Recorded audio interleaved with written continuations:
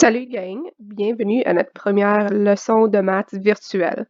Donc, j'ai créé cette leçon juste en cas vous avez besoin d'un peu plus d'appui, malgré que ceci est un peu une revue d'un concept que vous avez déjà vu cette année. Mais ça fait jamais tard à faire une revue. Donc, premièrement, j'aimerais vous regarder aux 3 figures que j'ai ici. Donc, on a figure 1, figure 2 et figure 3. Donc, avant même de commencer à dédier des choses, il faut premièrement essayer de trouver les choses qui ont en commun. Donc, qu'est-ce que vous remarquez dans figure 1, 2 et 3? Qu'est-ce qu'ils ont en commun?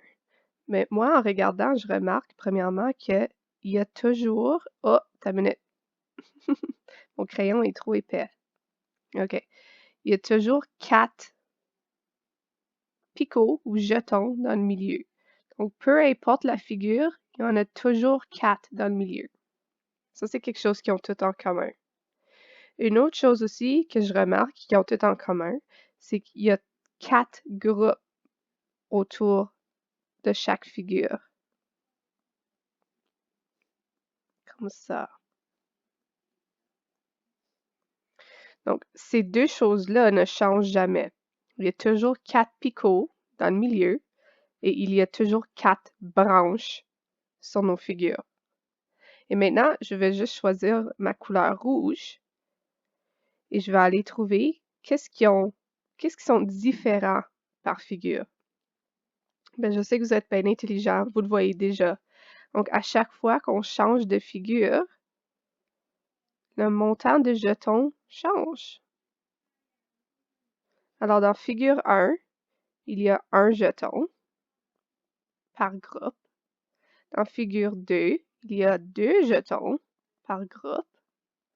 Et dans figure 3, il y a 3 jetons par groupe. Donc, si je vous demande à quoi va ressembler la figure 4, c'est pas mal facile. Évidemment, on va commencer avec 4 picots dans le milieu, parce qu'ils ont toutes 4 picots. Et puis, on sait qu'il va y avoir 4 branches, comme ici. Mais cette fois, on va ajouter 1, 2, 3, 4 jetons par groupe pour que je suis mes figures. Donc, ici, j'ai 4 jetons. Alors, ça, c'est pas mal facile parce que la prochaine figure, on sait qu'il va y avoir 4 jetons. Mais là, si je te demande à quoi va ressembler la 36e figure, mais ça va te prendre longtemps à me faire un dessin, puis à me dire exactement combien de jetons qu'il va avoir sur la 36e figure. Donc, c'est pour ça qu'on veut essayer de trouver la règle. La règle, c'est ça qui va nous simplifier la vie et qui va nous dire exactement combien de jetons vont se retrouver dans n'importe quelle figure.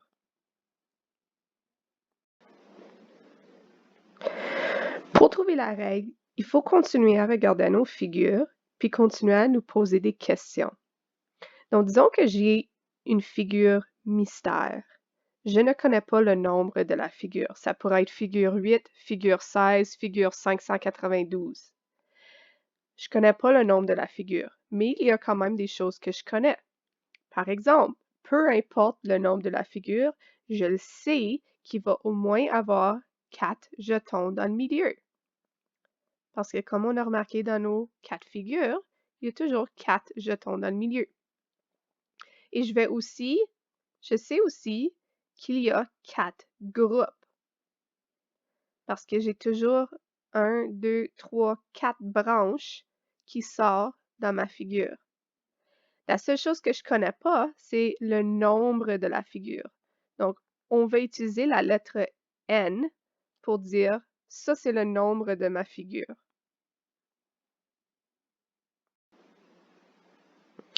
Comme vous le savez déjà, en mathématiques, on utilise des lettres pour représenter des variables. Ça veut dire qu'on peut remplacer cette lettre-là avec n'importe quel numéro. Donc, dans notre règle, on va avoir notre N, on va avoir 4 groupes et on va avoir 4 ici aussi parce qu'on a toujours 4 jetons. Donc, comme on a mentionné au début, on a déjà vu une relation entre la figure et le nombre de jetons. Comme par exemple, figure 1 a 1 jeton. Figure 2 a 2 jetons. Figure 3 a 3 jetons. Donc ça fait partie de notre règle parce que si tu regardes à tes groupes, tu as toujours 4 groupes. Donc, tu vas essentiellement avoir ton 4 groupes fois le nombre de ta figure.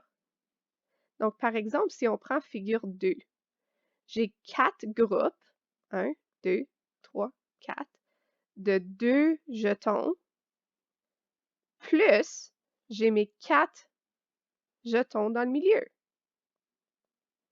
Alors, en tout, j'ai 4 fois 2, 8, plus 2, 4, qui me donne 12. Je vais juste aller vérifier ma réponse. 1, 2, 3, 4, 5, 6, 7, 8, 9, 10, 11, 12. On va vérifier notre réponse pour figure 4 aussi, OK? Donc, comme tous les autres figures, j'ai 4 groupes fois le nombre de ma figure, qui est 4, plus mes 4 jetons.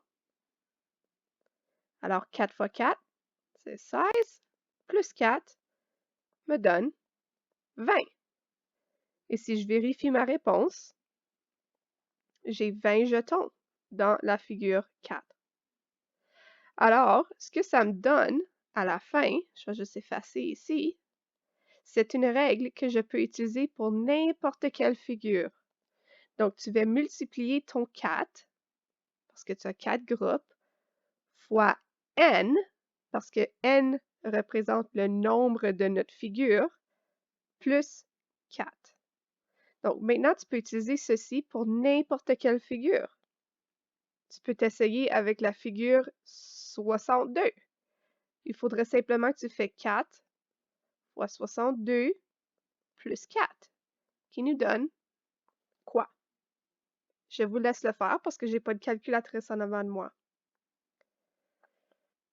Maintenant, pendant votre travail aujourd'hui, vous allez faire quelque chose de semblable, mais vous allez le faire sur une page qui ressemble à ça. Donc, ce qu'on vient de faire ensemble, c'est ça que tu dois faire sur cette page. C'est juste un peu différent. Alors, ici, j'ai les mêmes figures que tantôt. J'ai figure 1, figure 2, figure 3. Et ensuite, on te demande de remplir une table de valeurs. Donc, quelles sont les deux choses qu'on connaît de nos figures? Bien, on connaît le nombre de nos figures. Donc, on va donner la lettre N pour notre nombre de figures. Nombre de figures de... Ah, mon écriture est trop grosse. Et ensuite, ici, on a le montant de jetons. Alors, tu dois simplement remplir le tableau. Donc, dans ma première figure, j'ai 1, 2, 3, 4, 5, 6, 7, 8 jetons. Dans ma deuxième figure, j'ai 1, 2, 3, 4, 5, 6, 7, 8, 9, 10, 11, 12 jetons. Et tu continues à remplir le tableau de valeurs comme ça. Ensuite, on te demande quelle est la règle. Mais en regardant ta table de valeurs, en regardant tes figures et en faisant ce qu'on a fait ensemble ici, tu devrais être capable de trouver ta règle. Donc, on l'a déjà fait sur l'autre page. Alors ici, c'est le nombre de jetons est égal à 4 fois n, qui est le nombre de notre figure, plus 4. Ensuite, on te demande de remplir une... Oh, excuse-moi. On te demande de faire une représentation graphique. Alors ici, tu vas juste simplement prendre les données que tu avais dans ta table de valeurs et tu vas la transférer dans ton graphique. Donc, en bas ici, je peux avoir mon nombre de jetons. Non. C'est quoi? Je vais le faire de l'autre façon. Ici, je vais avoir ma figure.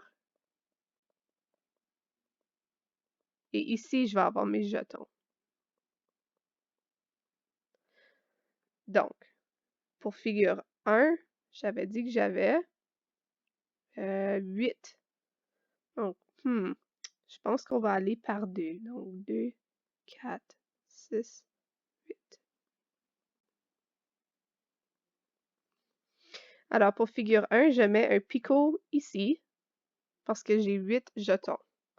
Ensuite, pour figure 12, excuse-moi, pour figure 2, j'ai 12 jetons, donc je mettrai un picot ici. Et pour figure 3, je continue mon tableau. Donc, c'est ça pour aujourd'hui. Je sais que c'est un peu difficile à faire à la maison en regardant une vidéo. Mais si vous avez des questions, faites juste m'appeler ou m'envoyer un courriel puis je vais vous aider. OK?